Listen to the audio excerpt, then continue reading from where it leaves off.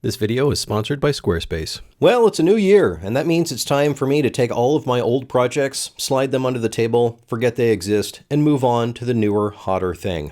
Except not.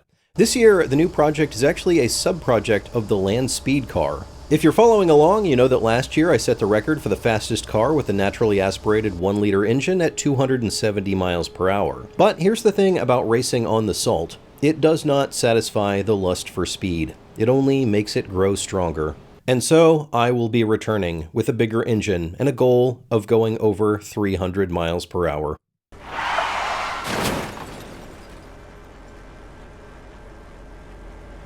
If you missed it in my last video, I have made more keychains. These were not taped to the car like the last ones, but they do come with stickers. So if you're looking for a couple of certified good enough stickers, some other stickers, and a remove before going super fast keychain, and also you maybe want to help me pay for many thousands of dollars in engine parts, click the link in the description. I will be taking orders until the end of the month, and then I will send them all out after I pry them away from the cats.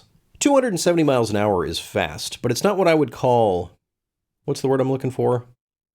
Super fast. 325 miles per hour. That's fast, and that is the record for the 1.5 liter class. This is, coincidentally, about the biggest engine that I can fit in my car. The old engine was the BMW S1000RR, which is a modern sport bike engine that revs to over 14,000 RPM, has aluminum bolts and finger followers and fancy electronics. The engine that will be replacing it is a Suzuki motor that was designed in the previous century. The Hayabusa has for a long time been the go-to engine for people who want lots of horsepower. It's probably not the best platform for making power, but it has been done so much that it is a solved problem. There are other engines that could be improved to make more power, but at some point something is going to break, and then I will have to replace that something with a stronger custom something to make more power, at which point something else will break, and so on. This game has been played so many times with the Hayabusa engine that you can pretty easily find every fix that you need to the engine for any power output. More importantly, you can buy that fix instead of having to figure it out on your own. Racing is chaotic, and anything you can do to minimize variables is good, and so that is why I decided to go with quarter-century-old engine technology. It also helps that the engine is bigger. A Hayabusa is 1.3 liters, and with some cash money, I can make that 1.5 liters, giving me another 50% engine displacement over the BMW. Add to that some ethanol fuel and a big fat turbocharger, and I should be able to make 700 horsepower, which might be enough to put me over 350 miles per hour. To make the engine survive this, I will need to buy lots of forged and billet parts for it. In fact, there might only be a few Suzuki parts left when I'm done. But before I get to that, I have to figure out how to fit the engine in the car.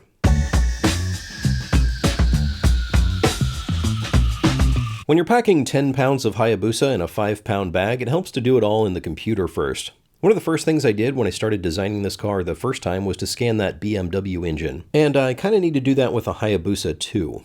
My go-to scanner has been the Einstar for a while. They're not a sponsor, I bought this with my money. But they came out with a few new scanners recently and offered to send me one. And I thought it would be a good time to take a detour to check the state of consumer 3D scanners. So I said yes, and they sent me 2.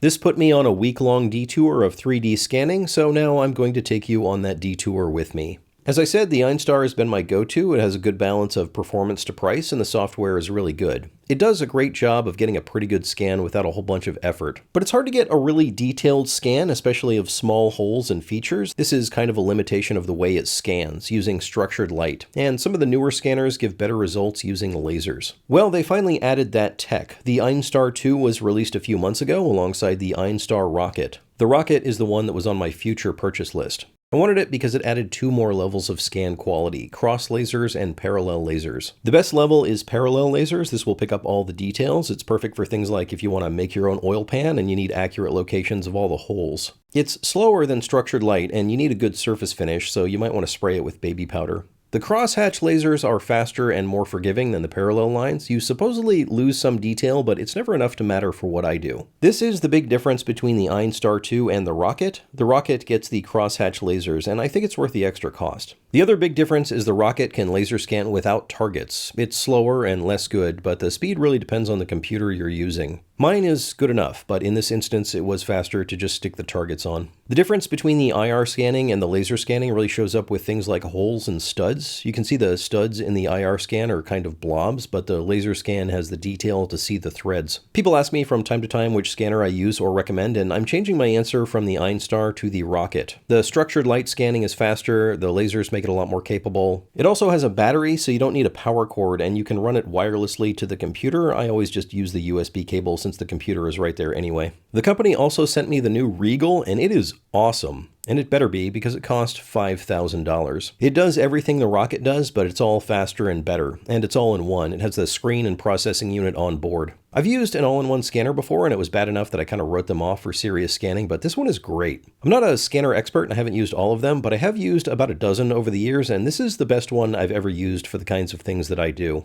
Even better than the older scanners that were a lot more expensive. The tech on this stuff is moving pretty fast. The Regal has the same structured light, parallel, and cross laser scanning modes, but it's better at all of them. I would consider this a professional level. It's more expensive, and I could say that you don't need the computer to go along with it, but you kind of do, if for no other reason than you need a CAD machine to do something with the scanned data. Also, I found the post-processing to be easier on the computer, even though you can do it on the scanner. The software for all of these scanners is really good. In fact, it's one of the big benefits of the Shining 3D scanners. The Creality Raptor Pro and Raptor X are both good scanners in terms of hardware and capabilities, but the workflow and post-processing is a lot better on the Shining 3D stuff. This is all just my opinion. Do your research, buy whatever you want. In any case, this is a really interesting time for 3D scanning.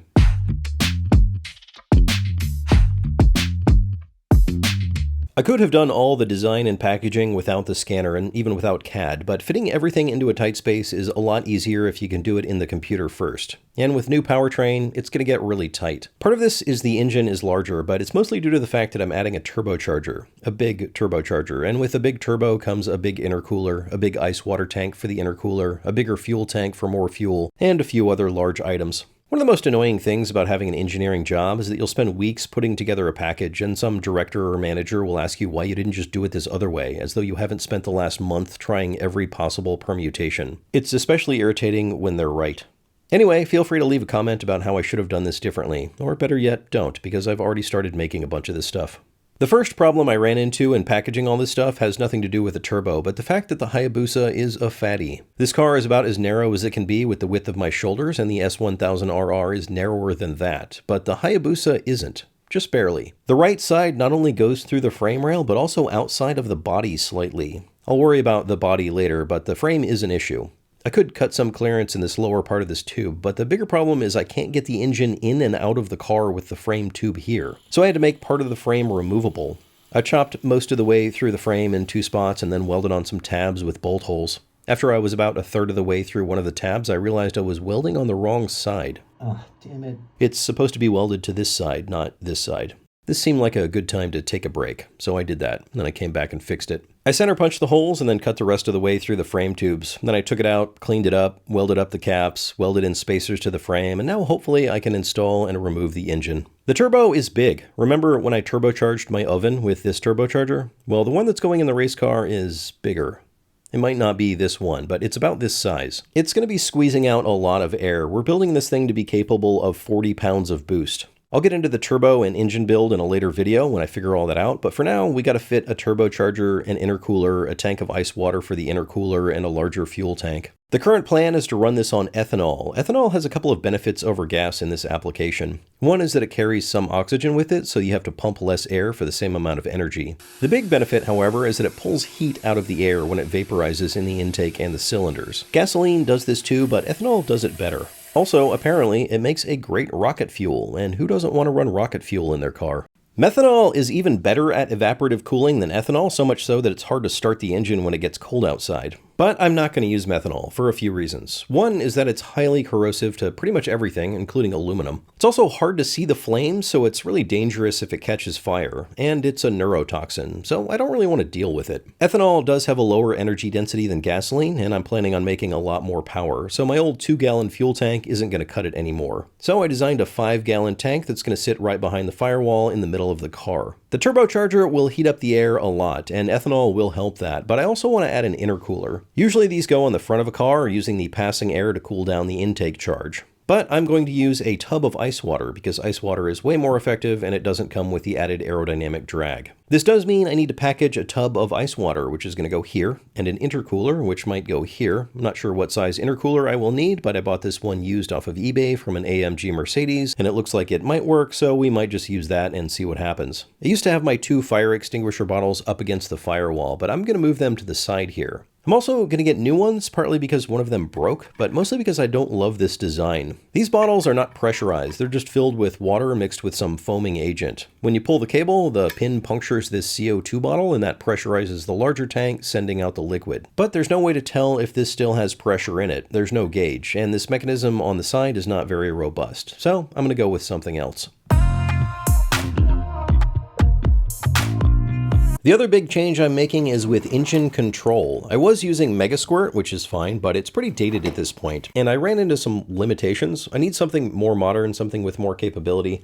So I asked around, I did some research, and I ended up going with Haltech. I reached out to them, and Haltech is supporting the build with a Nexus R3. There are a couple of reasons why I picked this ECU. The big one is that Haltech has a really good balance of capability and user-friendliness. This balance is rare in aftermarket engine control. The other reason I chose this ECU is that it's actually a VCU, it's a vehicle control unit, and has integrated PDM, so it has solid-state relays, resettable fuses, so I can clean up my rat's nest of fuses, wires, and relays.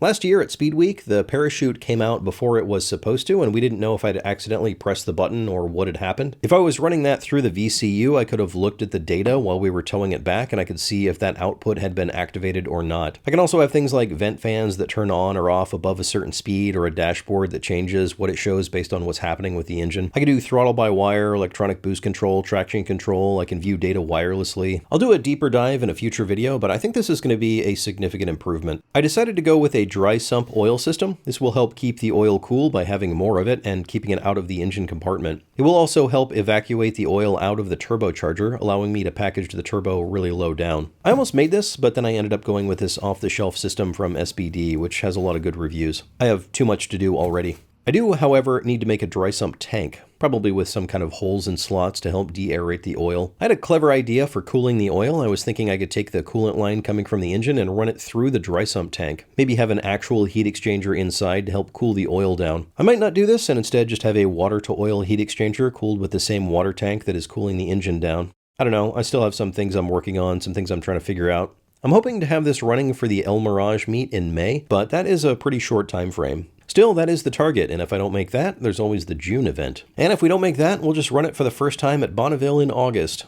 It's going to be a tight schedule. There's going to be a lot of building in the near future. I have a lot of engine parts coming in. The 3D printer is already doing its thing. I'm also going to have some stuff CNC machined, which I don't usually do. I have a mountain of metal coming in from Send Cut Send, so there's going to be lots of welding. And I'm going to have several parts metal 3D printed, which I'm pretty excited about. I've never turbocharged anything before, aside from that oven I built in my garden, but I'm not sure that counts. Hopefully there won't be too many more stupid mistakes on this project, but if you watch this channel, you know there will be. I started making websites way back in the 90s when you had to code everything the hard way. I've used a lot of website builders over the years, and I've made a lot of ugly websites. I don't really have an eye for design. Fortunately, today's sponsor, Squarespace, has an excellent website builder. You can start with a professionally designed Squarespace template with options for every use and category, then customize the look and features to fit your needs with visual design tools. Or you can use Design Intelligence, which combines industry-leading design with cutting-edge AI technology so anyone can make a great-looking and personalized website. You can sell products with an online store, you can customize listings with images, videos, reviews, related products, and you can manage everything from inventory to sales and customers. Check out squarespace.com for a free trial, and when you're ready to launch, go to squarespace.com/superfastmatt to save 10%.